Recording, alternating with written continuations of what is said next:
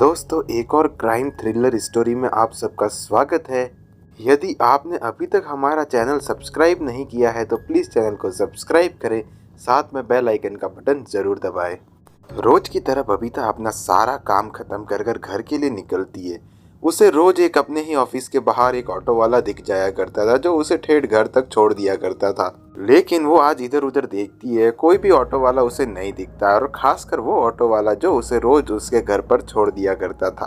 अब वो थोड़ी परेशान होने लगती है और इधर उधर एक नया ऑटो ढूंढने लगती है जिससे कि वो अपने घर जा सके। लेकिन बहुत ढूंढने के बाद, बहुत देर तक यहाँ वहाँ भटकने के बाद भी उसे कोई भी ऑटो वाला नहीं दिखता है।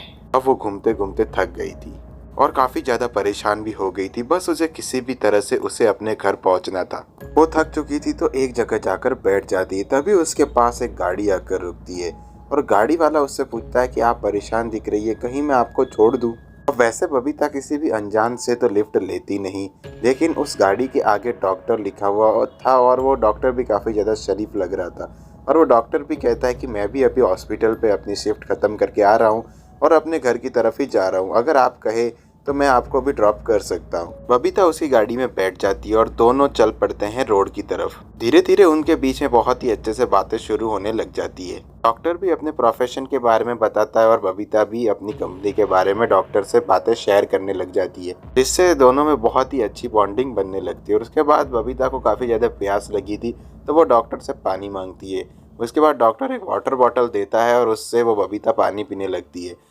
तभी वहां पर बबीता देखती है कि जो उसके घर की तरफ रोड जाती है उसके बजाय डॉक्टर किसी और रोड पर गाड़ी घुमा लेता है। तो वो डॉक्टर से पूछती है कि आपने इस रोड पर गाड़ी क्यों घुमाई है। तो वो डॉक्टर कहता है कि नहीं, मुझे यहाँ पर एक और क्लिनिक पर थोड़ा सा काम है, 5-10 मिनट लगेंगे, उसके बाद हम दोनों आपके घर की तरफ निकल जाएंगे।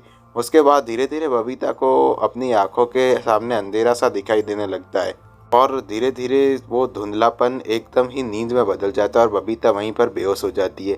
उसके बाद डॉक्टर उसे एक क्लिनिक पर ले जाता है और वहां पर जाकर उसे छोड़ देता है। तो डॉक्टर कोई भोला भाला आदमी नहीं था, एक बहुत ही बड़ा स्मगलर गैंग का मेंबर था जो कि मासूम और बेसहारा और या फिर रात को अकेले घूमने वालों को किडनैप कर कर उन्हें भोली भोली बातों में और अपने डॉक्टरपन का भोलापन दिखाकर उनका फ़ायदा उठा लिया करता था और उनके जो बॉडी पार्ट्स है वो बहुत ही महंगे दाम पर विदेशों में बेच दिया करता था।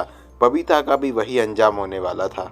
लेकिन बबीता के घर नहीं आने के कारण उनके हाउस के जो मालिक थे, यानी कि जो आंटी उनका ध्यान रखा करती थी सारी गर्ल्स का, उन्हें बहुत ज़्यादा टेंशन होती है और वो उनके ऑफिस में फ़ोन करती है।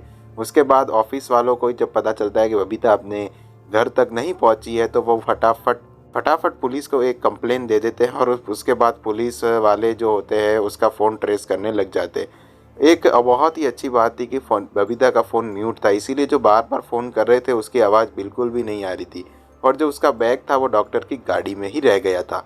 अब डॉक्टर साहब तो मस्त अपने घर पर जाकर सो गए थे और सुबह भी बहुत ज़्यादा लेट उठ रहे थे, इसीलिए पुलिस वालों को जो उसकी कार की लोकेशन मिल जाती है उस फ़ोन की वजह से। उसके बाद पता चलाता है कि वो कार एक डॉक्टर की, और जब डॉक्टर से पूछताछ होती है तो उसके काले कारनामे आते हैं और वो सारा सुनकर तो लोगों की रूह कांप जाती है कि जिसे एक आम सीधा साधा डॉक्टर समझा जा रहा था वो तो इतना बड़ा स्मगलर गैंग का मेंबर था और उसका नाम था डॉक्टर हाथी।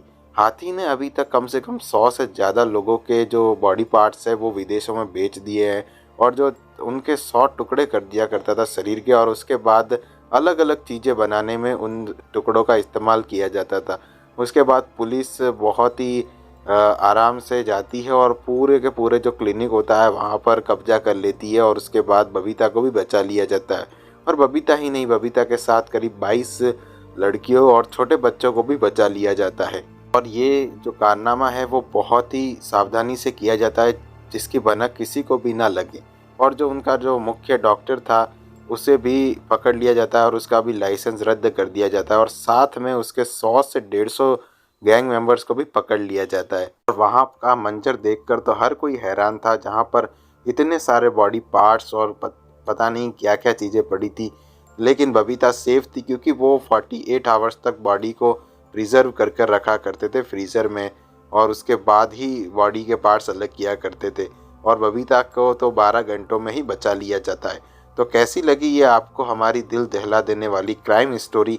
ये बहुत ही रियल स्टोरी है, जिसका आपको मैं डिस्क्रिप्शन में लिंक दे दूँगा, वहाँ पर जाकर आपको पढ़ सकते हो। और बाकी हमने थोड़े से कैरेक्टर का इस्तेमाल किया गया है स्टोरी को इंटरेस्टिंग बनाने के लिए। चलते मिलते हैं आपको अगले वीडियो में, तब तक के लिए take care and bye bye.